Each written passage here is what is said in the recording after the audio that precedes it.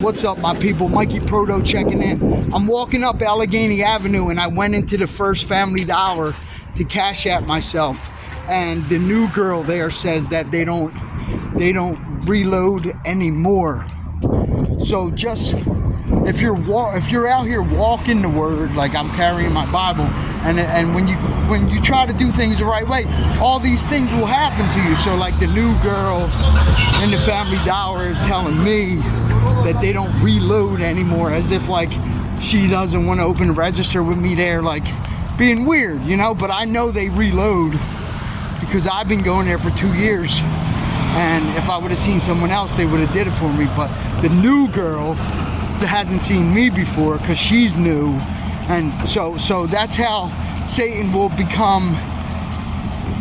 He sneaks into your life and tries to persuade you, or not persuade you, but make you forget who you are.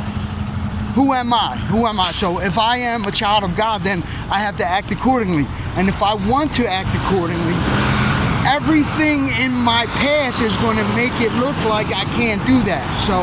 So today I want to tell the world that I woke up, and eventually everyone will wake up to the fact that each one of us is God's chosen vessel. We are all chosen vessels of the Lord.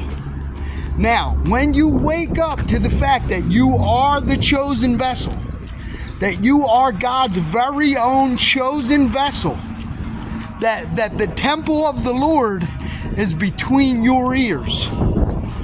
When you wake up to the fact that the temple is between your ears and you are the very self, God is the very self of yourself. And when you wake up to that, the fact that you are a part of Him, a part of the Elohim, a part of the creative power. We are made in His image. In the beginning, Elohim created the heavens and the earth. Elohim is a creative being. And in verse 27 it says, let us make Elohim in our image, in our likeness. So Elohim, man, was made by Elohim, God, in the image of the Elohim, or the creative power. And our creative power is between our ears. Now, when we use our creative power to think lovely thoughts toward another, here's my daily practice.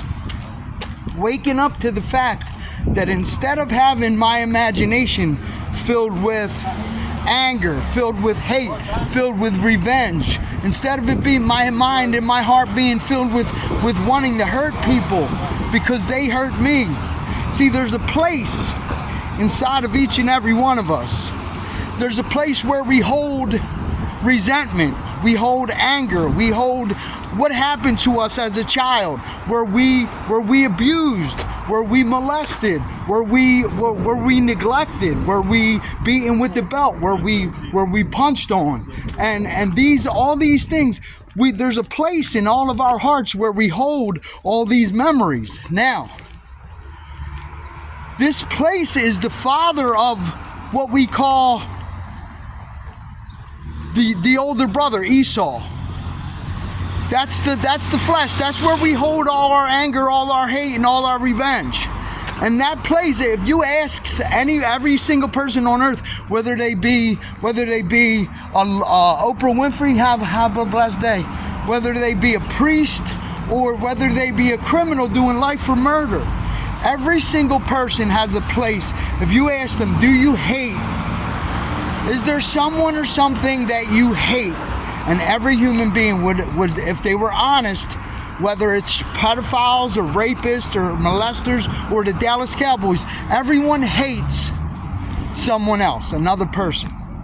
Now, that hate that lies in each and every person, that is the embodiment of Lucifer, of the scripture.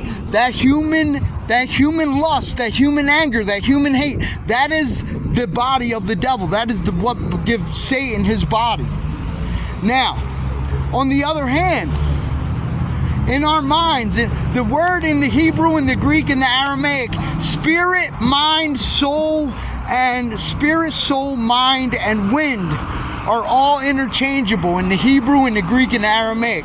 So anytime you see spirit, change it with mind. Anytime you see heart, change it with mind. Anytime you see wind, change it with mind. Mind. It's all about changing your mind.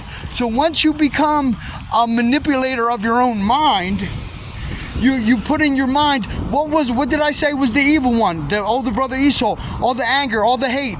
Now, all the thoughts that you have in your mind of loving other people. If your neighbor has cancer, think about what it would be like if he was healed. If the healing had already taken place, what would it be like if this were true? And you will be the blind father, Isaac, who is fooled by his younger son Jacob when he puts on the disguise, and he's fooled by the sense of feeling, by the sense of touch. He is fooled. He said, you sound like my little son Jacob, but you feel like my elder brother, my other son Esau. And he gave Jacob the blessing because he fooled his own self. I am the blind father Isaac, and I am Jacob. And I convinced myself that I was Jacob, and I wore the disguise of Esau, and I faked myself, and I walked throughout the world as though I am Mike Proto the rich man, Mike Proto the preacher, Mike Proto the guy that people ask Bible questions to, Michael Proto who is a father to Gary and a father to Mia and a grandson. And I have a grandson, and I'm a grandfather, and I'm a rich man, and I'm a preacher, and I'm a teacher. And people look up to me, and I can make the world a better place. This is the guy.